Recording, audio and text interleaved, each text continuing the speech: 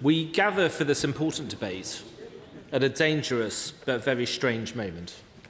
Dangerous because the government will, from September, start releasing serious criminals from prison partway through their sentences. Among them, as things stand, will be many violent criminals, including killers, rapists and child sex offenders, because Labour and the Liberal Democrats voted against our amendments to exclude them from the early release scheme. Thanks to those Labour and Lib Dem votes, some of those released may be convicted members of the rape gangs. Our position remains clear, Madam Deputy Speaker. Not one of these dangerous, disgusting people should ever have been included in Labour's early release scheme. And it seems the next leader of the Labour Party, the next Prime Minister, disagrees with the Justice Secretary and Sentencing Minister and agrees with us. His people told the Sunday Times he wants to prevent child sex offenders walking free. His advisers, they say, are working on primary legislation. But they also say, with the Right Honourable Member for Makerfield not taking office before the summer recess, they might not be able to act in time.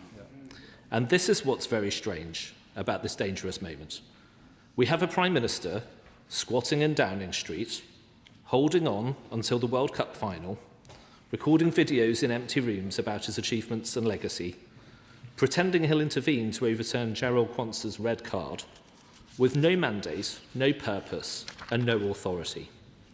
And we have the next Prime Minister, indeed the only candidate to become Prime Minister, saying he disagrees with what the government he's due to lead will do this September, but he lacks the time or the power to do anything about it. That is pathetic.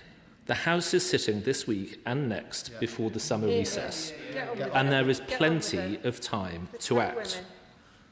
The government could amend the Sentencing Act and exclude rapists and child sex offenders in emergency legislation. It could lay new commencement regulations, delaying the introduction of the early release scheme, and give the new Prime Minister enough time to get his act together. We've invited the government to do these things in the motion we laid before the House today, and we understand the government will not contest the motion. After voting for the Sentencing Act and against our amendment to exclude sex offenders from the early release scheme, today they have folded. But they still cannot tell us the plan. Will they bring forward emergency legislation? Will they bring forward new commencement regulations? They should. We know these ministers are in office, but not in power. So will the Right Honourable Member for Makerfield tell us and tell the victims of these criminals what is going to happen? Madam Deputy Speaker, we should remember how we got here. For this is an ideologically anti-prison government, and many of its policies look likely to continue under the new Prime Minister. The Sentencing Minister is chuntering from his sedentary position. I understand why he's anxious, because I've seen the tweets that he sent about the Right Honourable Member for Makerfield. I'm sure the next Prime Minister has too. He said he was going to be worse than Jeremy Corbyn and had the political antenna of a dead cat.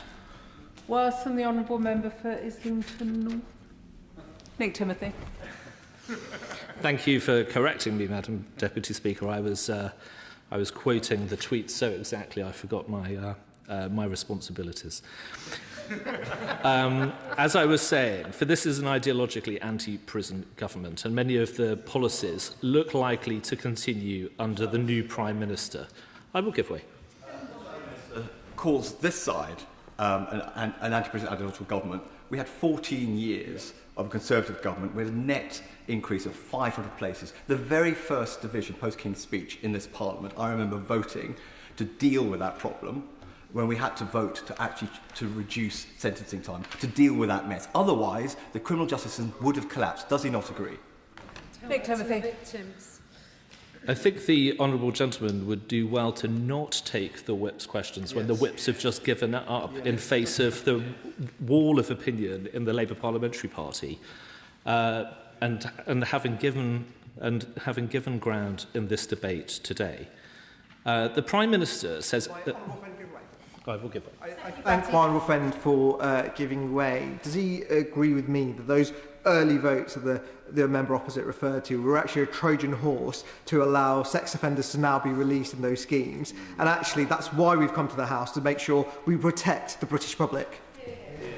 I completely agree with my honourable friend, and what I was gently trying to say to the member opposite was that if the argument is still that this government needs to let sex offenders out of prison because of a capacity problem, they're about to be embarrassed by the policy that's about to be introduced by the new Prime Minister. He agrees with us, but not with the honourable member. I will give way. I'm grateful to my friend for giving way. As he considers the evolution of this side of the House's justice policy, I wonder if he might give consideration to removing the need for either expansion or development of new prisons to be taken out of the ordinary planning arena as once it used to be. These should be viewed as elements of critical infrastructure, and our sentencing and detention policy should not be dictated merely by the availability of square footage. Nick Timothy. I completely agree with my right honourable friend. It is the case that over a period of time, the construction of prisons has become needlessly expensive, needlessly time-consuming. That's something that prisons have in common with other critical infrastructure in our country. And as we come forward with our plans to increase the capacity of our system, we will definitely be looking at those barriers. So I agree with my honourable friend. The Prisons Minister says only a third of prisoners should be locked up. The Sentencing Minister says a pretty big chunk of the prison population should not be there. They've legislated to get rid of short-term sentences, effectively decriminalising shoplifting and many knife crimes. They want to reduce sentences for criminals based on their age and, with this government, unsurprisingly, their identity. And for some, they want to scrap custodial punishments altogether. They want to increase the age of criminal responsibility to 14. So criminals like the killers of Jamie Bolger and one of the Fording Bridge gang rapists can avoid criminal trials. They even want to weaken sentences for some murderers. I will give way. I thank the Shadow Minister for giving way, further to the point that my honourable friend meant, that the last Conservative government granted early release largely in secret to more than 10,000 prisoners, including domestic abusers and those that posed a risk to children without appropriate safeguards already in place, and then called a general election when the prisons were full. Can he understand why we will not take any lectures on criminal justice on this side of the House from them? Nick Timothy. The honourable gentleman resembles one of those Japanese soldiers who were still fighting the Second World War, found in 1950. The whips have given up on this debate. The Labour Party has given up on this debate, and he is still reading out the planted questions given to him by the whips earlier today before they bottled it and folded in this debate. I will be happy to give way again if he wants to keep on this argument, but he's chuntering from a sedentary position. And of course, the very first action of this Prime Minister, the Right Honourable Member for Holborn and St Pancras, if you can keep up, was to announce he would let tens of thousands of hardened criminals out of prison early. Between September 24 and December 25, under the SDS 40 scheme, more than 50,000 prisoners were let out early. It's no surprise, as prison governors have been lining up to tell the government, that in this rush to let criminals out, more prisoners have been released in error than at any time on record. And it's no surprise that prisoners are finding it harder to make sure released prisoners have a plan for housing and for work. But that's not the only mess caused by this reckless policy. We know prisoner recalls are at a record high. In fact, more criminals have been recalled to prison than released under SDS 40. But ministers refuse to tell us how many recalled prisoners were let loose through early release. Now they're going further. Under the Sentencing Act 2026 and SDS 33, thousands of prisoners will be let out after serving just 1/3 of their time. More than 7,000 victims have received letters telling them the perpetrators of the crimes against them may be set loose. No wonder the Justice Secretary is hiding today in his ministerial office rather than defending his record or the policy that has now been abandoned. In January, as this House considered Lord's amendments to the then sentencing bill, the Sentencing Minister told the House, this is a quote, "Nothing in the bill changes sentences for prisoners convicted of the most serious, heinous crimes." We all knew that that was nonsense, because when we tabled amendments to exclude from SDS 33 those convicted of the most serious offences, rape, sex offences, child sex offences and more, the government whipped its MPs to vote against us. This would all be bad enough on its own terms, but it's clear that the government has completely lost control of the process for early release. They don't even know who is scheduled to be released or when. My honourable friend, the member for Bexhill and Battle, asked ministers to break down which offenders would be released when and to disclose what crimes they'd committed.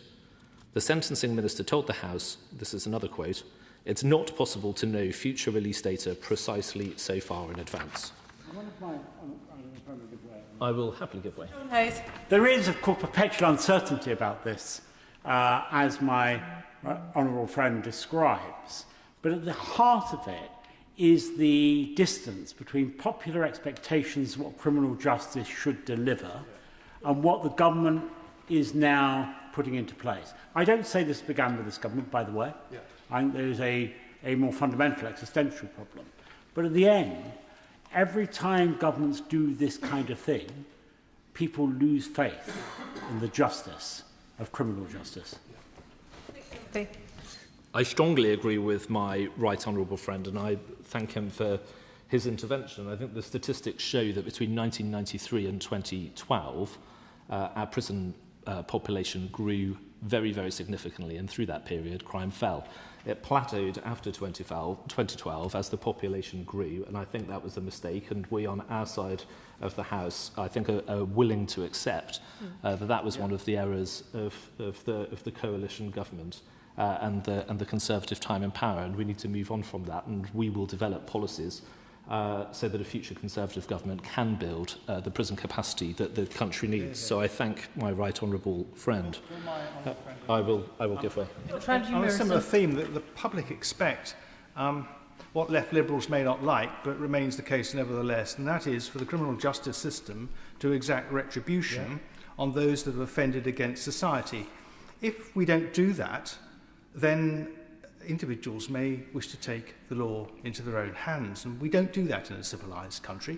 We expect the state to do that on behalf of society. It does not agree with me that in constantly diminishing the sentences we hand down to serious and dangerous offenders, society may begin to lose faith with the government that they expect to be doing this work on their behalf. Timothy. I thank my honourable friend for his contribution.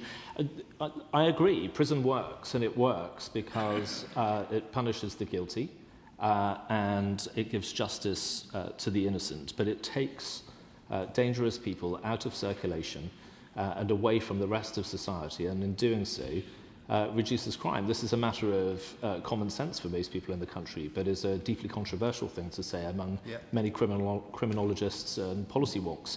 I'm very clear in my belief that prison works, and we need to use prison far more than we do. Only last week, when my honourable friend asked the Minister to guarantee that convicted rape gang members would serve their sentences properly, he refused to do so. Lord Timpson, speaking for the government on Channel 4, went even further. He said, this is another quote, "It's impossible for us to say exactly who will be released, where and when." Madam Deputy Speaker, the first 700 released prisoners are due to walk free on the 2nd of September, and more will follow every month thereafter.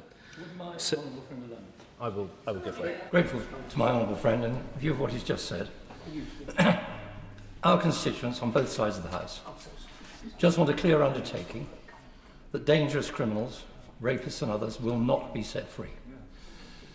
The government's obviously dug itself into a hole. They've thrown in the towel this afternoon. Is my honourable friend in a position to say very clearly, both in this chamber and for the benefit of those outside, that we have a limited amount of time left in this session before the summer recess, but on this side of the House, we are willing to throw our weight in behind the government if they will take the necessary amendments to win the time that they need to get this right? Nick Timothy. Thank you, Madam Deputy Speaker. I completely agree, and I'm happy to say that, yes, if the government wants to bring forward emergency legislation to fix this in primary legislation, if it wants to buy itself a little more time to consider things more fully by introducing new commencement regulations and delaying the introduction of the early release scheme, of course the opposition will completely support them in doing that. But for now, as I was saying, we don't know. The government isn't in a position to tell us who's going to be released, what crimes they committed, and when exactly they will. So when will ministers know the identity and what crimes have been committed by those due to be released? Are we to wait until they've reoffended and the details emerge as they're arrested, charged and prosecuted all over again? Is the cost of this ineptitude yet more crime, yet more victims of crime, and yet more lives ruined? A government that cannot tell the public who it's releasing from prison has no business releasing any of these dangerous criminals. Today, the government has caved under Conservative pressure, but we still don't know what the policy will be. We have a minister here unable to answer, a political eunuch humiliated by his current boss, the Justice Secretary, and his next boss, if he gets a job, left with nothing to say but wait for Andy. Madam Deputy Speaker, the approach of ministers to all these concerns, very legitimate concerns shared by people up and down the country, has been to say that there's nothing to see here. They still tell us it's all going to be fine, but they haven't had the nerve to ask their MPs to vote on it. They say the criminals they release early will be, this is another quote, will be managed under strict licence conditions and can be recalled if those conditions are breached, as though this is some kind of special new initiative. Of course they're released under licence, but the government refuses to say what these conditions will entail, whether they're new conditions or tougher conditions, what safeguards are in place, and what resources will be deployed to ensure these criminals don't reoffend or disappear from the radar. If they won't even tell us how many prisoners released under SDS 40 have been recalled to prison, how can we trust them with what they say about SDS 33? I will give way. I'm a little puzzled by this excuse that they can always be recalled if they breach the terms, because presumably if they breach the terms, that means there's been a fresh victim of a crime, and so otherwise it's rather pointless to see what reassurance this is giving. But what I'd really like to ask my honourable friend is this. Does he know what proportion of the prison population is made up of serious sexual or other serious offenders? Because I can't believe that it's such a high proportion that even if the prison system were utterly full up, they couldn't release someone else rather than releasing such serious criminals. Thank you, Madam Deputy Speaker. I think my honourable friend puts his finger on the button, and this is something we've been saying. The government has been saying in response to us that, no, this is absolutely necessary. We must release these serious sex offenders. Otherwise, there will be a crisis in the prison system.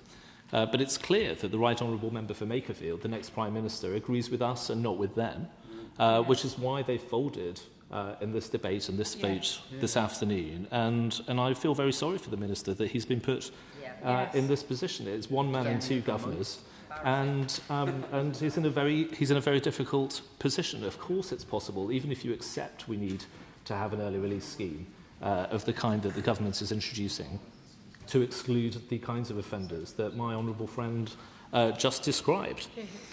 And if they're releasing, as I was saying, if they're releasing record numbers of prisoners in error, how can we trust the government to get these processes right?